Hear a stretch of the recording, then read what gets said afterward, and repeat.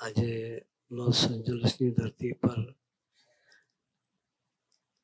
તમારા બધા દર્શન કરીને આનંદ થયો.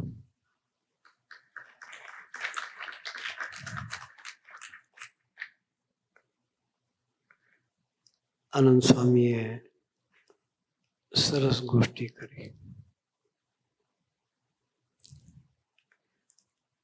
અર્જુનના જીવનમાં કૃષ્ણ ન હોત તો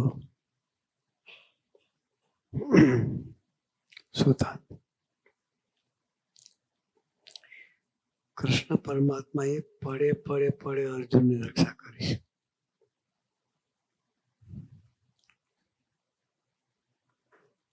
યુદ્ધની વાત કરી. સામે ભીષ્મ પિતા હતા.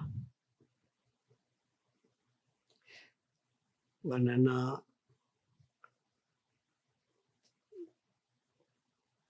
સ્થિતિનો વિચાર કરીએ.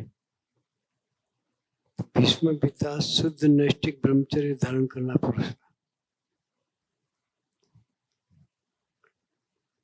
અને અર્જુને ખાલી 22 દીકરીઓ સાથે લગ્ન કરેલા. કોણ તાકાત હોય? લૌકિક દ્રષ્ટિએ વિચાર કરીએ શુદ્ધ બ્રહ્મચર્યની તાકાત વિશેષ હોય.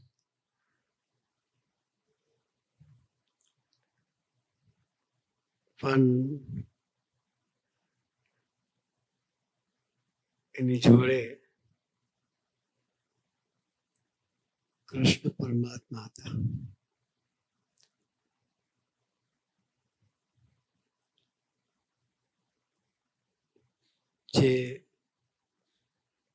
જેના સંકલ્પે બ્રહ્મચર્ય સિદ્ધ થાય એવા પુરુષની પ્રાપ્તિ હતી. ભીષ્મ પિતા પોતે બ્રહ્મચર્ય પાડતા હતા પણ કોઈને સિદ્ધ ન કરાવી શકે. પોતાની તાકાત બીજાને એવા કરવાની નહોતી. કૃષ્ણ તો ઉર્ધ્વરેત પુરુષ હતા. એના સંકલ્પે બીજાને પણ એ બનાવી શકે.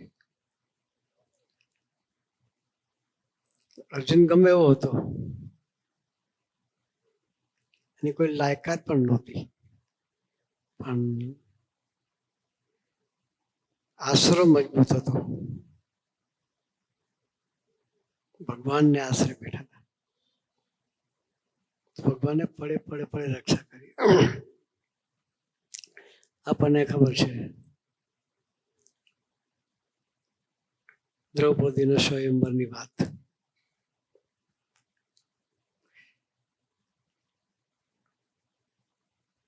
દ્રુપદ રાજાએ એના સ્વયંવર માટે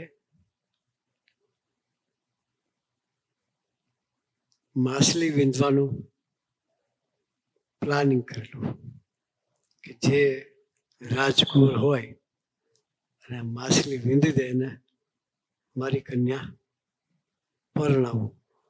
પણ માછલી વીંધવાની કઈ રીતે? કે ત્રાજવામાં પગ મૂકવાના, બંને ત્રાજવામાં પગ મૂકવાના. એટલે ત્રાજવું પાણીની વચ્ચે હતું. પેલા તો એ ત્રાજવામાં ચડવાનું અઘરું. પાણીની વચ્ચે ત્રાજવું હોય. કેટલાય રાજકુમારો ત્રાજવામાં ચડવા ગયા પણ પાણીમાં પડ્યા. અને બધાની વચ્ચે પાણી પડે તો શું હાલત થાય? આબરૂના ધજાગરા. શું થાય આપણી ભાષામાં? આબરૂના ધજાગરા થઈ જાય. કેટલા રાજકુમારો પડ્યા, કોઈ સક્સેસ ગયું નહીં. દ્રૌપદીને સંકલ્પ પડ્યો કે હું કુંવારી રહીશ કે શું?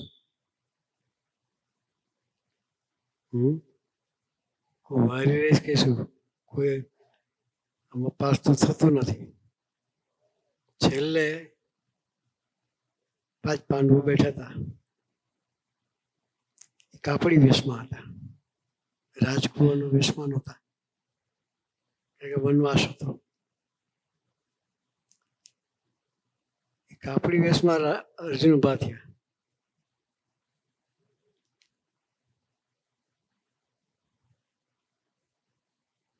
ટેકનિકથી ત્રાજવામાં બંને પગ સાથે મૂકી દીધા. એ ના પડ્યા. ત્રાજુ બેલેન્સ કર્યું. એમાં ઉભા રહેવાનું, પછી બે હાથ તો ફ્રી રાખવાના, પકડવાનું હતું નહીં કશું. બાણ મારવાનું હતું, એક હાથે બાણ વાગે નહીં. બંને હાથ ફ્રી હોય ત્યારે બાણ વાગે ને. એટલે બેલેન્સ કરીને ઉભા રહ્યા. પાણીમાં જોવાનું અને માછલી વીંધવાની. આમ જોઈને નહીં, માછલી ઉપર, જોવાનું નીચે. નીચે જોયું તો પાણી હલતું હતું.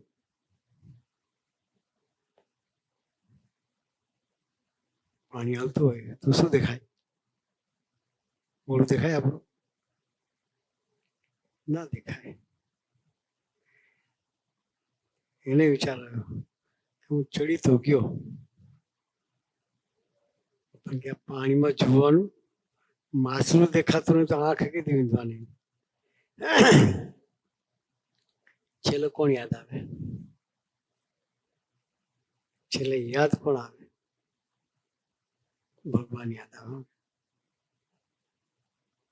લૂંટીમાંથી પ્રાર્થના નીકળી, પ્રભુ ત્રાજ્ય ચડી તો ગયો છે, પાણી સ્થિર કરો દયાળુ. પાણી સ્થિર કરો તો નિશાન પડશે. ભગવાન પક્ષમાં હતા. ભગવાને એના માટે પાણી સ્થિર કર્યું. જો ભગવાને પાણી સ્થિર ના કર્યું હતું, પેલા પડીને જાય એમનું નીચે ઉતરત. નિશાન વેધાત.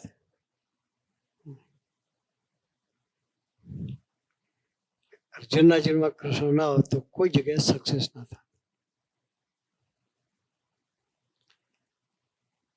આપણે બધા અર્જુન છીએ. હોળી અને દિવાળી વચ્ચે રમતું પાત્ર એટલે અર્જુન. સુખ અને દુઃખ એની વચ્ચે રમતું પાત્ર એટલે અર્જુન. પ્રશ્નોની પરંપરામાં જીવતા પાત્ર બધા અર્જુન કહેવાય. શું કહેવાય?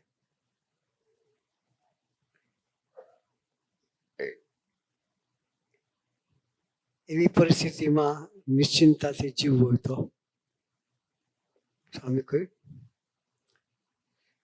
નિશ્ચિંતા, નિર્ભયતા અને શુભ વિચાર કોઈ જગ્યા મળતા નથી. કોઈ એવી દવા શોધાણી નથી મેડિકલ સાયન્સમાં કે ગોળી ખાઈએ અને નિશ્ચિંતાથી સૂઈ શકીએ. ઊંઘની ગોળી આવે, એનો પાવર હોય, કલાક, 2 કલાક, 3 કલાક પાવર ઉતરી ગયા, પાછા હતા ત્યાં ને ત્યાં. પરમેનન્ટ સોલ્યુશન નથી. અહીં આપે છે પેન રિલીવર. બીમાર હોય તો પેન કિલર આપી દે, ઊંઘી જાઓ શાંતિથી.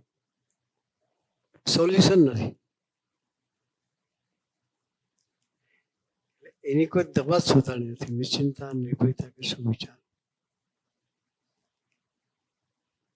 નિશ્ચિંતા આવે ક્યાંથી? નિશ્ચિંત પુરુષના આશરે બેસે તો નિશ્ચિંતા આવે. એ વગર નો આવે.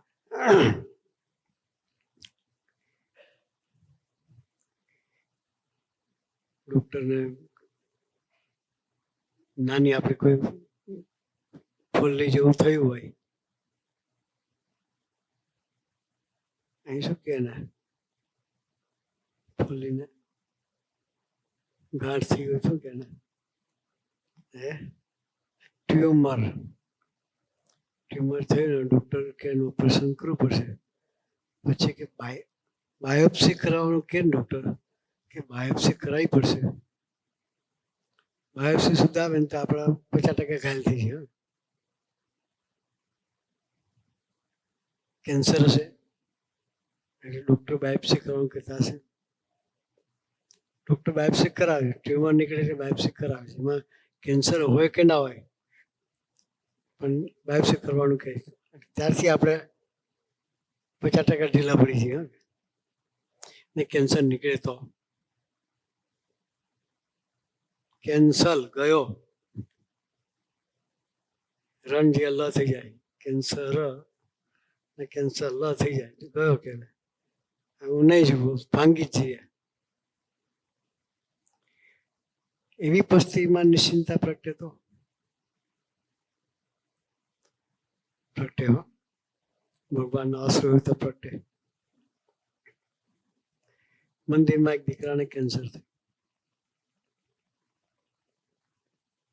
છે, હજુ જીવે છે, મંદિરમાં છે, અમારી જોડે જ છે.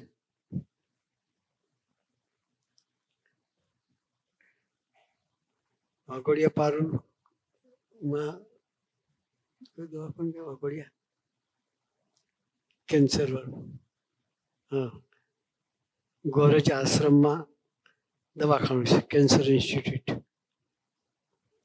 ત્યાં ઓપરેશન માટે જવાનું થયું.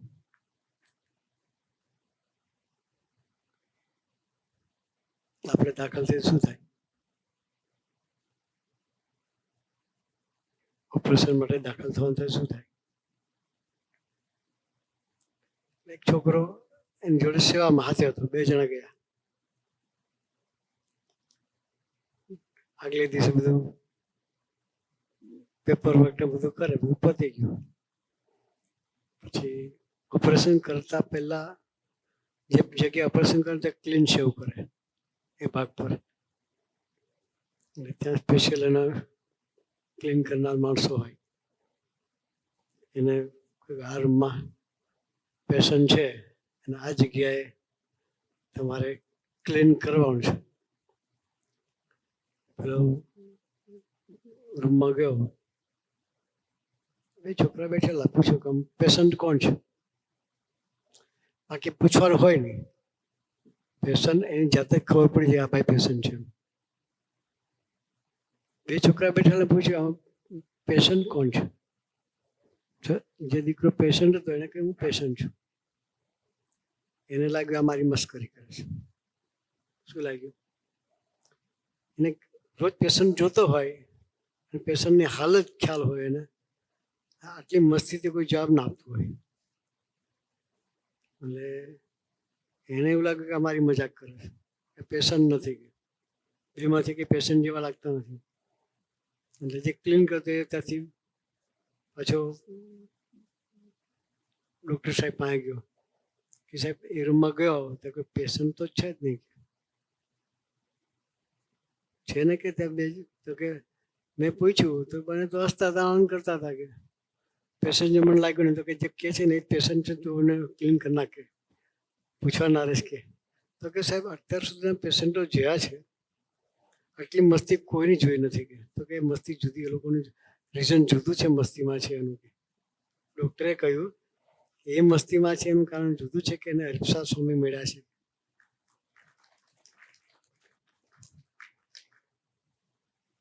બાકી માણસ ઘાયલ થઈ જાય ને ઉકલી બી જાય, કેન્સર ખબર પડતું. એ દીકરો અત્યારે પણ જીવે છે, અમારી સાથે સેવામાં જ છે.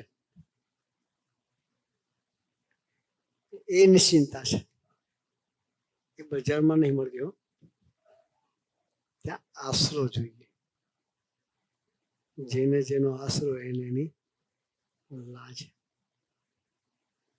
આપણે એવી નિશ્ચિંતામાં જવું છે.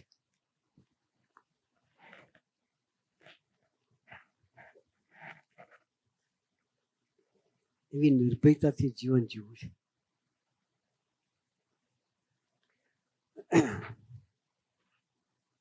આપણે બધા જ કોઈ બી માણસને પૂછો કે તમે સુખી થવું દુઃખી થવું, નાનું છોકરું છે એને પૂછો તો એ કહેશે સુખી થવું. ભલે સુખ દુઃખની ખબર નથી, વ્યાખ્યા ખબર નથી કે સુખ કોને કહે દુઃખ કોને કહે, પણ છતાંય પૂછો શું કહે છે? સુખી થવું. કોઈ દુઃખી થવાની વાત નહીં કરે. સુખી થવું છે, સુખ શું છે એ ખબર નથી. દરેકની કલ્પનાનું સુખ અલગ હોય. નાનું ટેણીયું રડતું હોય ચોકલેટ આપો તો ખુશ. નાનું ટેણિયું રડતું હોય, ચોકલેટ આપો એને એની સુખની વ્યાખ્યા એટલામાં પતી ગઈ. આપણે સ્ટ્રગલ કરતા હોઈએ સ્ટેટસ માટે, ગ્રીન કાર્ડ પોસ્ટમાં આવી જાય તો બધાને આઈસ્ક્રીમ ખવડાવી દઈએ. હા, બધાને આઈસ્ક્રીમ ખવડાવી દે. જોબ જાય તો એ આઈસ્ક્રીમ ખવડાવાય ને એ વસ્તુ જુદી છે. જોબ જઈને તમને આઈસ્ક્રીમ ખવડાવવાનો વિચાર આવે એ વસ્તુ જુદી. એવા બી છે પાત્ર. હમણાં બોસ્ટનમાં એક જગ્યાએ બે છોકરા મળતા હતા, એના કાર્યકર્તા કે સ્વામી આ છોકરાની કાલે જોબ ગઈ, બધાને આઈસ્ક્રીમ ખવડાવ્યો. શું કે ગઈકાલે જોબ ગઈ તો બધાને આઈસ્ક્રીમ ખવડાવે. એ નિશ્ચિંતા છે. શું છે? એ આશરો છે. એ આવા સંતોના સમાગમ કરીને દ્રઢ થાય. સુખદેવ સ્વામી આવે છે, દર વર્ષે આવે છે. આ બાજુ કેલિફોર્નિયામાં, ટેક્સાસ બધે સુખદેવ સ્વામી વિચરણ કરે છે. એની સાથે દોસ્તી વધારવી છે. મિત્ર એવા જોઈએ કે ભગવાનના બળે જીવતા હોય ને આપણને જીવતા શીખવાડે.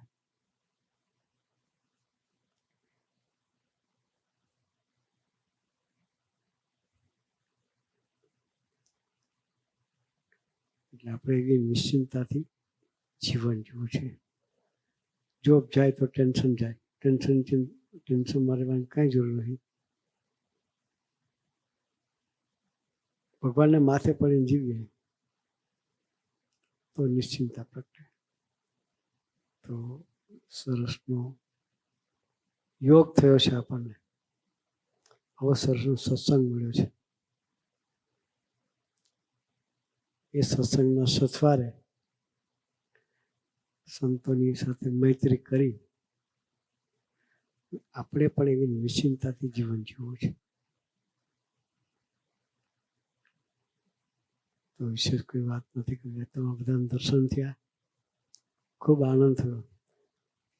અહીંયા પણ દર અઠવાડિયે સભા થાય છે. ડૉક્ટર સર્વમભાઈ ને બધા ભેગા થઈને સરસ સભાનું આયોજન કરે છે. અઠવાડિયે કલાક કાઢવાનું.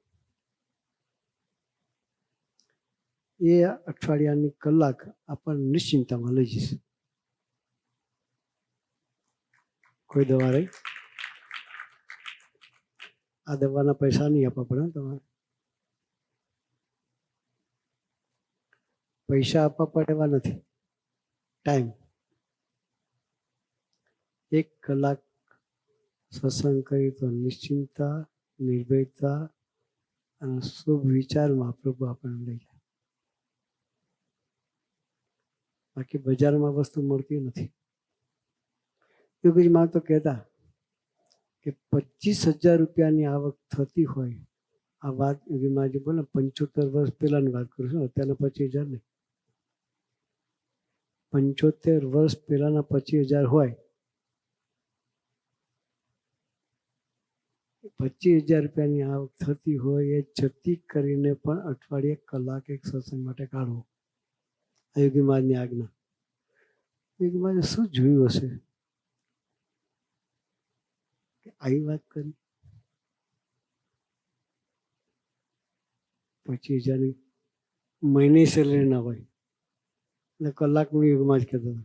એ કલાકના 25,000 મળતા હોય તો એના જતા કરીને પણ સત્સંગ સભા કરવી. તો શું જોયું છે? 25,000 કરતા તો વધારે કિંમત હશે ને કલાકની. તો સ્વામીજી ઘણી વખત કહેતા હતા કે એ 1 કલાકની તમારી જે સભા છે એ તમારી યાત્રા અંતિમ યાત્રા કરાવે. અંત વસાય ભગવાનની ગોદમાં બેસાડે. ક્યાં બેસાડે? ભગવાનની ગોદમાં બેસાડે. કોઈ જગ્યાએ ગેરંટી મળે તમને કે 25,000 રૂપિયા આપું તમને, કે તમને લખીને આપું, હું તમને છેલ્લા અંત વર્ષે તેડવા આવીશું? કોઈ જગ્યાએ એવી ગેરંટી કોઈ જગ્યાએ મળે? લાખ રૂપિયા આપો તોય ના આપે ગેરંટી, કરોડ આપો તોય ના આપે. અહીંયા એક ગેરંટી આપે સ્વામીજી. સ્વામીજીએ 2020ની સાલમાં જે બરોડામાં ઉત્સવ કર્યો, 2 લાખ ભક્તો હતા. પેલા 2 લાખ ભક્તોની સભામાં સ્વામીજીએ કહ્યું હતું કે તમે બધા ફાવી ગયા. કે શબ્દો સ્વામીજી બોલ્યા, તમે બધા ફાવી ગયા. પછી કે ભગવાન સ્વામિનારાયણ તમને બધાને અંત અવસ્થાએ દર્શન તેડવા આવશે. આ બોલવું હેલું નથી હો.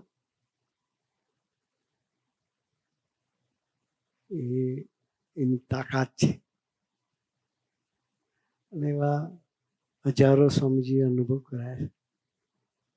જેટલા યોગમાં આવ્યા છે એને દર્શન લઈને તેડી ગયા છે. આવો ફાયદો આ અઠવાડિક સભાથી છે.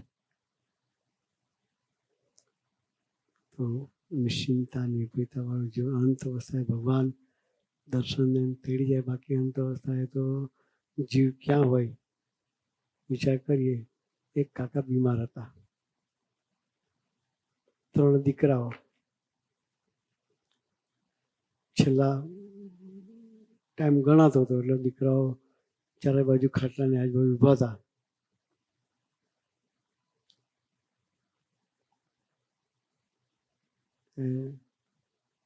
ડોહાએ પૂછ્યું, ક્યાં છે મગન? હા બાપા અહીં ઊભો. કે તમે પગ આગળ ઊભો છો. બીજાનું નામ દીધું. ક્યાં? બાપા તમારા માથા આગળ ઊભો છું. ત્રીજા નામ દીધું. બાપા હું અહીં ઊભો છું તમારી ડાબી બાજુ. કે તણે અહીં મેરા છે તો દુકાને કોણ છે? કે આ છેલ્લી અવસ્થાએ આ વસ્તુ યાદ આવે. શું આવે? તણે અહીં મેરા છો, દુકાને કોણ છે? એની જગ્યાએ ભગવાન સાંભળે. આખી ભૂમિકા તો બંધ થઈ. ભગવાન સાંભળે તો ભગવાન તેડવા. હા, એ સાંભળે એના માટે સત્સંગ અનિવાર્ય છે. આવો સરસનો યોગ થયો છે તો અઠવાડિયે 1 કલાક સત્સંગ માટે કાઢવો છે. આપણે 1 કલાક આપણું તનની, મનની, ધનની, આત્માની બધી જવાબદારી ભગવાન લે. તો આપણી સાથે પાછા સંતોનો યોગ છે. સંતોની સાથે મૈત્રી કરી અઠવાડિક સભામાં રેગ્યુલર આપણે થઈ અને આપણી યાત્રા ભગવાન તરફ ચલાવતા રહીએ. એ ચલાવવા માટે ગુરુ હરિ આપણને સૌને ખૂબ ખૂબ ખૂબ બળબુદ્ધિની શક્તિ આપે. એ જ પ્રાર્થના સહજાનંદ સ્વામી મહારાજની.